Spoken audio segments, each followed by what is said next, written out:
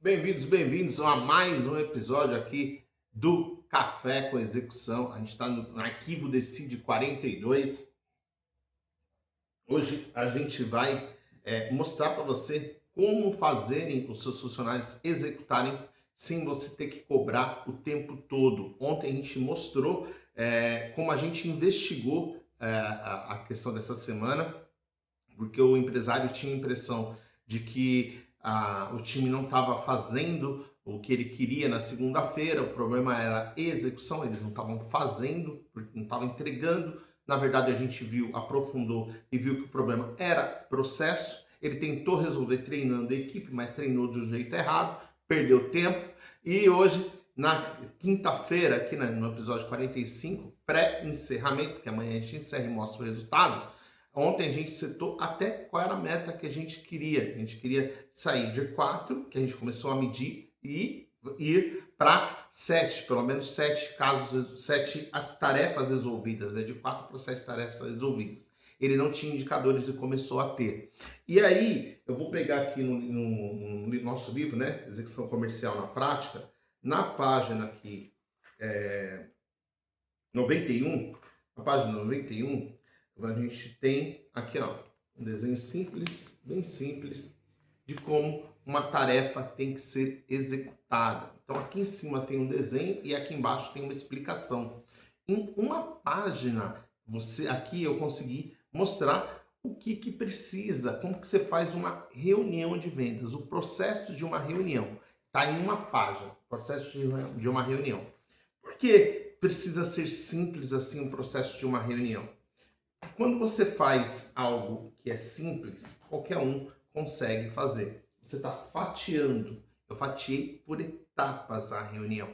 Então, o seu processo precisa ser fatiado. Isso vai fazer com que você não precise cobrar o tempo todo. Vanderlei, quer dizer que eles vão executar normalmente, a empresa vai funcionar e sem eu precisar ir lá, posso ir para a praia e tal? Não, não é isso, tá? Não é isso. Só que você vai ter o controle. Você sabe o que está faltando, o que não foi feito e o que está atrapalhando. Então, todo dia, né, principalmente no início, quando você tem uma equipe júnior, uma equipe que são jovens, uma equipe jovens na sua empresa, tá? Pode ser mais velho de idade, mas ele é jovem na sua empresa. Chegou agora na sua empresa, então ele precisa entender como que funciona, como que as coisas acontecem aqui. Então, nessa reunião de acompanhamento, aqui é uma reunião de acompanhamento, então você vai fazer uma reunião de 10 minutos, tá? Então tá aqui, ó. Aqui em cima está escrito, uma reunião diária de 10 minutos. Então, por que uma reunião de 10 minutos? Em pé, estilo stand-up. Tá escrito aqui, ó, uma reunião de 10 minutos em pé, estilo stand-up. Então, é você mais ouve do que fala, você vai fazer 3 perguntas e quem vai falar é quem está executando a tarefa. Então, a primeira coisa é o que foi feito, do que a gente combinou, o que já foi realizado, o que foi feito. Se não foi feito, você vai entender, já vai ter clareza do que está evoluindo e do que não está evoluindo. Clareza é o principal ponto.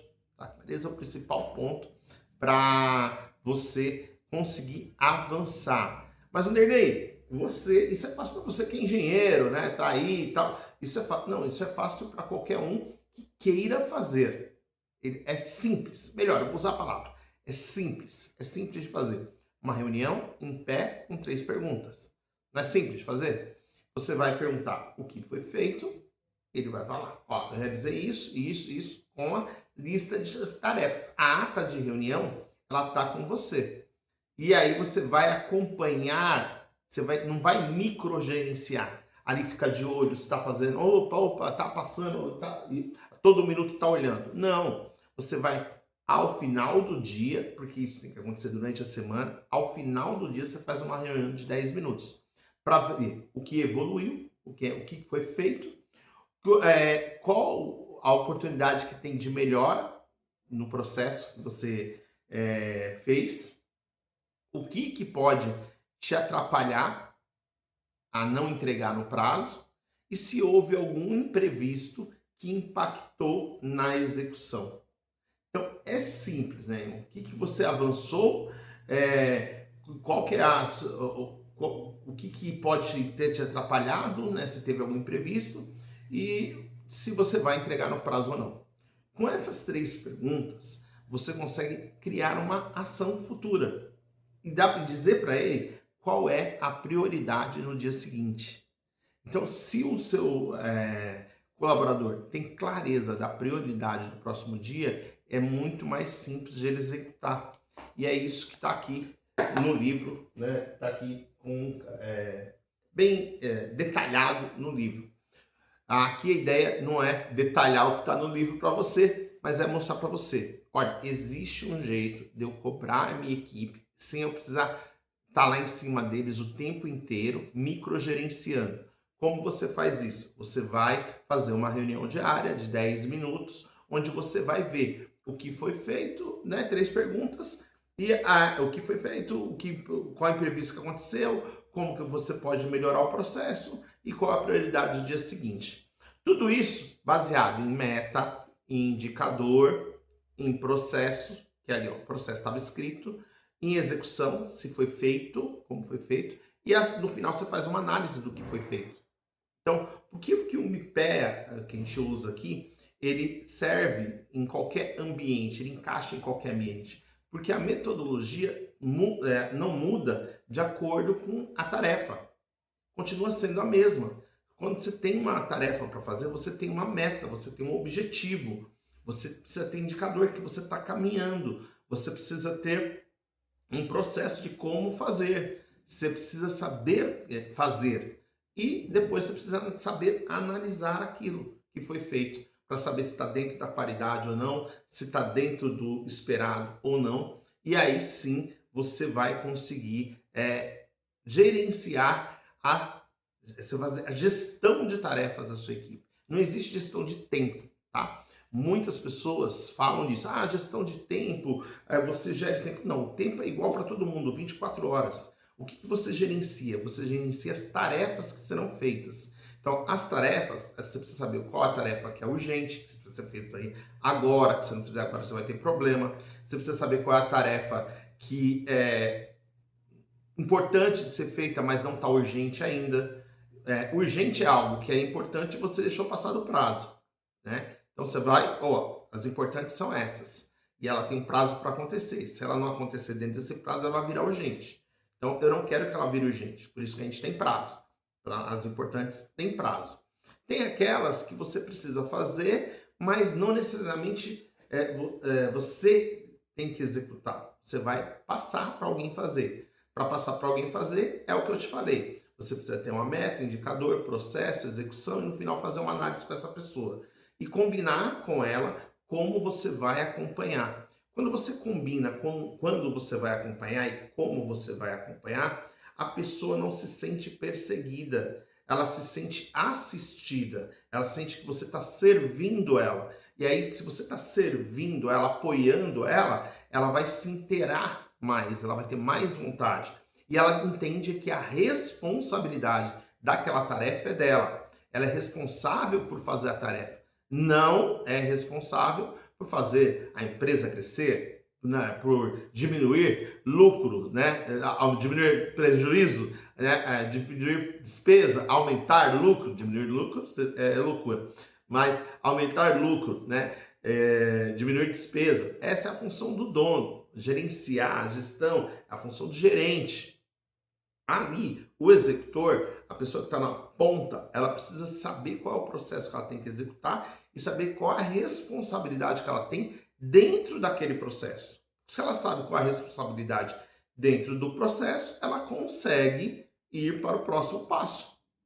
Ela consegue avançar. Esse é o ponto que muita gente deixa e por isso as pessoas não entregam. E aí você tem que ficar fazendo um microgerenciamento. E o microgerenciamento dá um sentimento na pessoa de que ela não é capaz de fazer. E se ela se sente que não é capaz, né, o que você sente, você externaliza. Se eu penso isso, se eu sinto isso, eu vou fazer coisas que validem isso. Então, insegurança na hora de fazer, mesmo com o manual escrito. Mesmo com o manual escrito, a pessoa tem segurança de fazer. Por quê? Porque tá ali acompanhando no pé dela a cada 3, 2 minutos. Olha, não é assim, é assado. Não, deixa a pessoa fazer. Dá o tempo para ela fazer, dá o tempo de aprendizado. A curva de aprendizado, diferente de como muita gente pensa, vou até desenhar essa curva de aprendizado aqui, que muita gente pensa que a curva de aprendizado, ela é assim, ó. Deixa eu pegar aqui esse papel. Ela é desse jeito, ó. Você ensina e a pessoa, já começa a fazer certo, tá? Opa, agora ficou melhor, ó. Você ensina, a pessoa começa a fazer certo. Essa não é a curva de aprendizado. A curva de aprendizado é muito diferente dessa daqui. Por quê? Porque a gente esquece as coisas que a gente está fazendo. Quando a gente está fazendo a primeira vez, a gente erra. Então, quando ela começa a fazer, ela vai diminuindo a produtividade, aí ela vai melhorando e até ela chegar no salto e aí sim, ó. Esse é a curva real. Tá em rosa, tá? Opa, voltando aqui. Botei isso, ó, o que tá em rosa é a curva real, tá? Por quê? As pessoas vão aprendendo um pouquinho todo dia. E você tá acompanhando o que ela tá fazendo. Você tá comprometido e ela tá com a responsabilidade. Ela entendeu que a responsabilidade daquela tarefa é dela. Se ela entendeu que a responsabilidade é dela, ela abraça e vai até o final. Quando ela se sente responsável, quando a gente é responsável por algo, a gente gosta, a gente é desafiado, a gente gosta de executar. Mas desafiado com as ferramentas certas, né? Você não vai desafiado e preparado. Não tem aquela de tá com medo, vai com medo mesmo. Não. Tá com medo, se prepara e aí você vai. Porque o medo, ele não é mal. O medo é bom. A paralisia é que é ruim. O medo te mantém vivo. A paralisia te impede de executar. Então, se ele sabe que ele é responsável por aquilo, que ninguém mais é responsável, então a execução passa a ter um dono. E quando a execução passa a ter um dono, e aqui eu não estou falando necessariamente o dono da empresa, estou falando o dono da tarefa, essa entrega é minha. Então, eu vou ter clareza do que eu tenho que fazer. E eu tenho que ter evidências que eu estou fazendo aquilo. Eu preciso saber mostrar que eu estou fazendo aquilo. Como que eu mostro? Através dos indicadores que eu estou evoluindo. Então, é necessário ter um dono, um responsável claramente definido pela entrega. Se não existe, você já tem um grande problema. E aí você vai fazer o microgerenciamento. Você tem essa pessoa, para ela, a meta está clara, está bem, assim, o objetivo ficou claro. Porque qual é o objetivo daquela reunião de 10 minutos? Entender como aconteceu o dia. Qual é o objetivo da sua tarefa? Aquela tarefa que você está fazendo. Ele sabe qual é o objetivo, ele sabe qual é o entregável. Aquela tarefa eu sei. Ele tem que mostrar para mim que foi feita uma reunião de 10 minutos. Como ele pode mostrar isso? Através de uma foto, através de um relatório. A foto ele pode mostrar que ele começou a reunião. O relatório ele pode mostrar dizendo que ele preencheu lá. Ele pode pedir para a pessoa preencher. Então, ó, você preenche aí o que foi feito, se teve algum imprevisto ou não, né, o que te impediu, quanto evoluiu. Põe aí, escreve para mim. Ele escreve, você tem isso documentado. E aí, com isso documentado, você vai orientar. Olha, aqui, isso aqui foi bom, isso não foi bom, isso precisa ser ajustado. Isso não está no processo, vamos colocar e melhorar o processo. E você sabe como está sendo feito, quando está sendo feito, por quem está sendo feito. Então você não precisa microgerenciar, você vai acompanhar o resultado daquilo.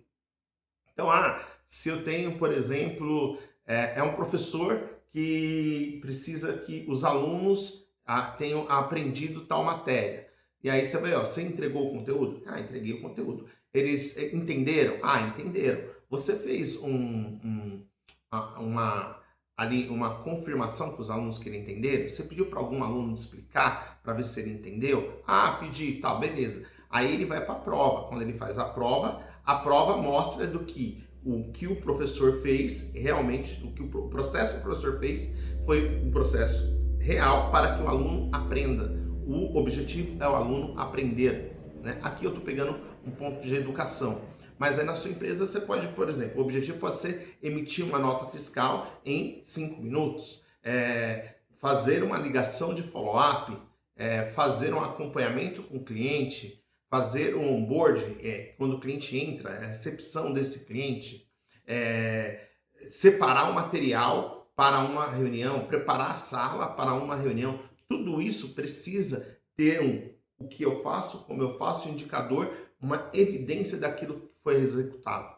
Porque aí com isso você não precisa microgerenciar, você não precisa cobrar toda hora. E no final do dia você cobra. Vanderlei, e quando são tarefas que não levam o dia inteiro para fazer, né? São tarefas curtas ali, leva 1 hora e tal. Então, ao final da tarefa, quando ele terminar, você vai lá e analisa junto com ele. Olha, o que você fez foi legal, tá certo, continua, que não, isso aqui não tá bom, né? Vamos pensar que ele está fazendo a limpeza de um motor. E aí, terminou a limpeza do motor, você vai lá e olha.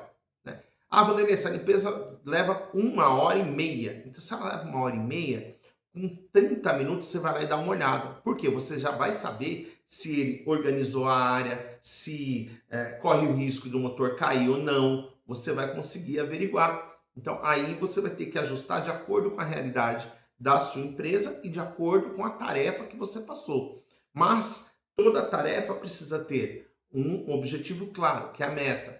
Um indicador que mostra que essa pessoa está evoluindo, para ela saber o quanto que ela está aprendendo, está evoluindo. E esse indicador pode ser o quê? Um checklist. Separar receber o motor, separar o motor, levar ele para a área de limpeza, fazer o jateamento de água, tal. Ele tem um checklist, ele vai ticando lá, ele sabe que ele está evoluindo, ele tem a sensação de evolução. Então, o processo está escrito e está mostrando que ele está evoluindo, e ele está fazendo.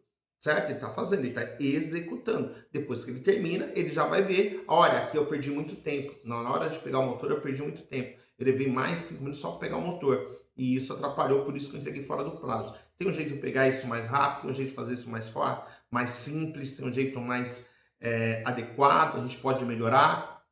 E aí você vai orientando em cima do processo. Nunca cobre o resultado, sempre cobre a execução do processo. É por isso que a metodologia MPEA dá resultado. Então, a gente fez isso com o cliente, né? Pediu para ele, primeiro, fazer os indicadores, ele mapear o processo, pôr os indicadores, a gente pôs uma meta, ele passou isso para a equipe e a gente acompanhando ele com a equipe, amanhã você vai ver o resultado final, né? Depois dos 30 dias, o quanto isso cresceu, tá? No começo foi duro, no começo foi realmente complicado. Por quê? Porque as pessoas não entendiam o que precisava ser feito.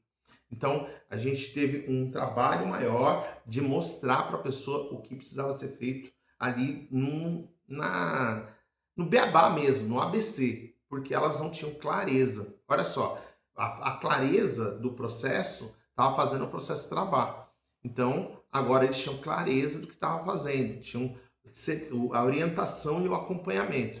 Aí, com isso, você vai ver o resultado amanhã, quando a gente está fechando essa série aqui, né? Essa série que a gente falou de por que primeiro era a visão do dono, né? Que a equipe não executava. Depois ele teve uma equipe e não deu certo. Aí a gente entendeu qual que era realmente o problema a partir da investigação. A gente mostrou, como hoje eu te mostrei aqui, como que a gente colocou a evolução, isso escrito em um papel para ele, do processo dele em específico. E aí, seguindo esse